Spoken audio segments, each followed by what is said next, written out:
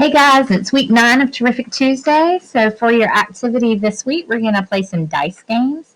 You're going to need this yellow dice activity sheet. This should have the number 9 on it, and it actually has 2 sides. There are 4 different games on this sheet, so I'll go through each one with you so you'll know how to play. You'll also need your dry erase marker and both of your dice.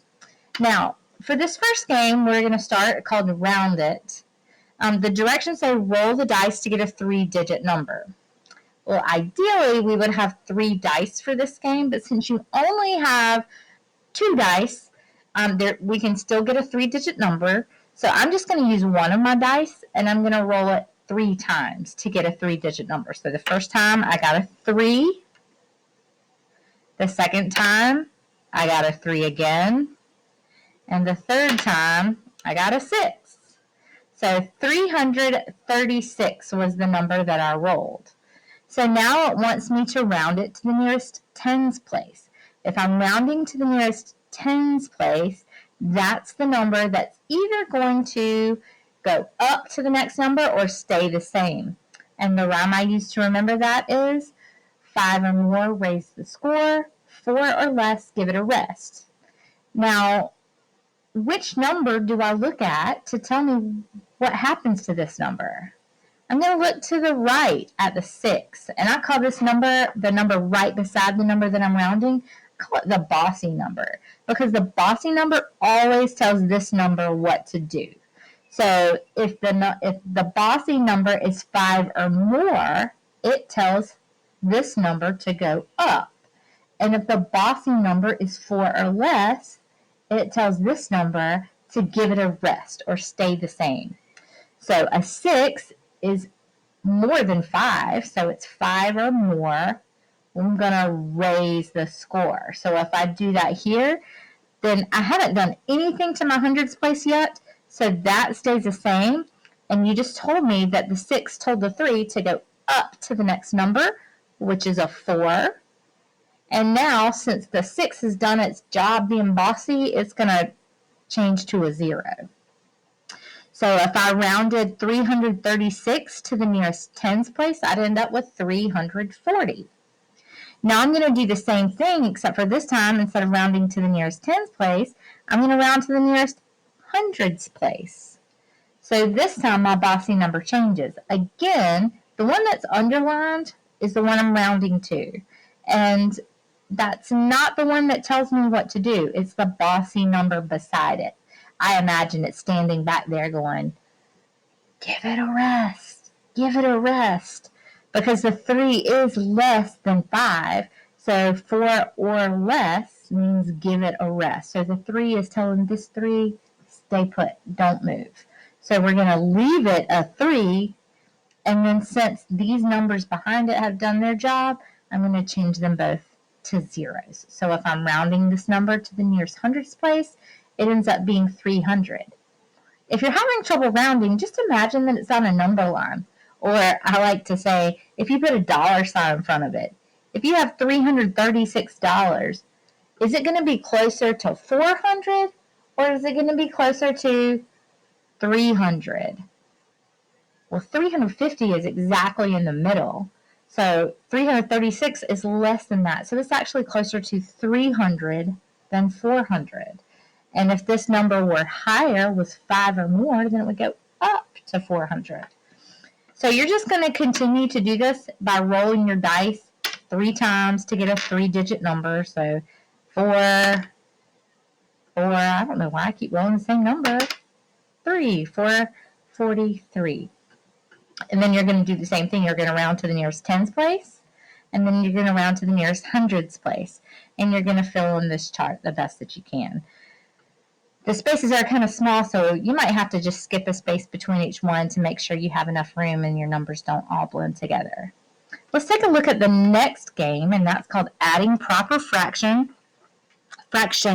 This is a partner game, so each player rolls 2 dice to create a proper fraction. What is a proper fraction? A proper fraction is a fraction where the top number is smaller than the bottom number.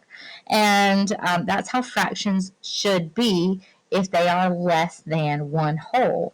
So I've got a 6 and a 1, so I want to put my 1 on the top and my 6 on the bottom to make the number 1/6, or the fraction 1/6. And then the next player is going to roll their two numbers and put them in order to make it proper. And I've got 1/2, 1/2 here. This space here, sometimes you can look at fractions and you can tell which one's bigger and smaller, specifically if the denominators are the same.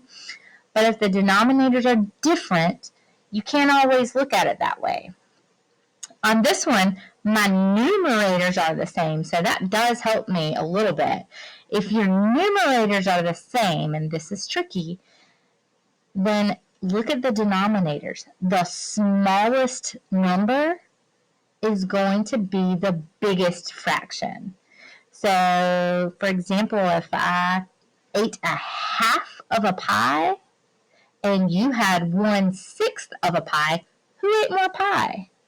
Me. I ate half of it. That's a lot. A 1/6 of it is probably about a normal slice of pie, but a half of a pie is a lot. So I know that 1/2 is bigger than 1/6.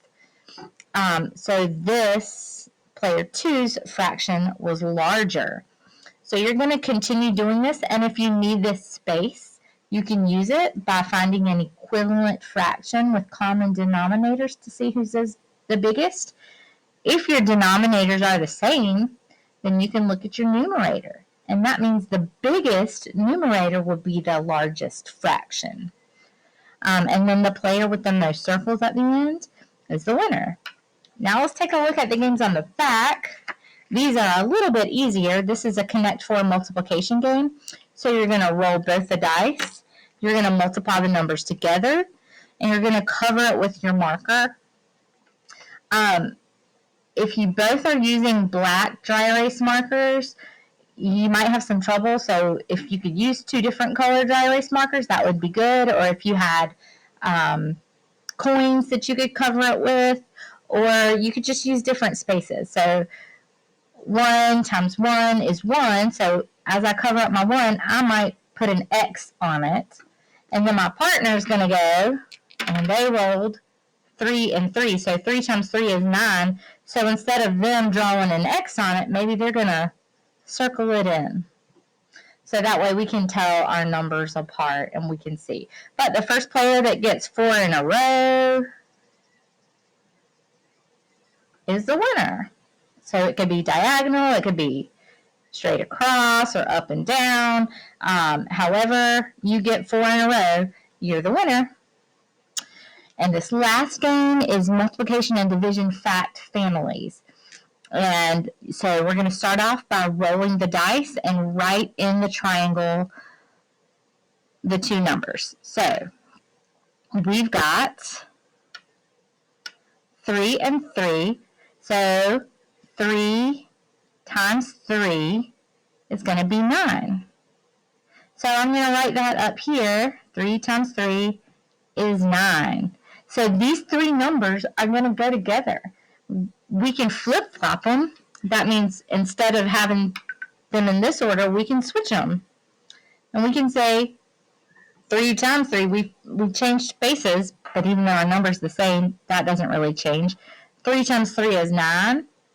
Now we're going to change it to a division problem. So that means we're going to put the 9 first, and we're going to divide it by this 3.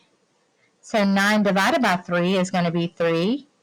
And now we're going to put this 3 first. 9 divided by that 3 is 3.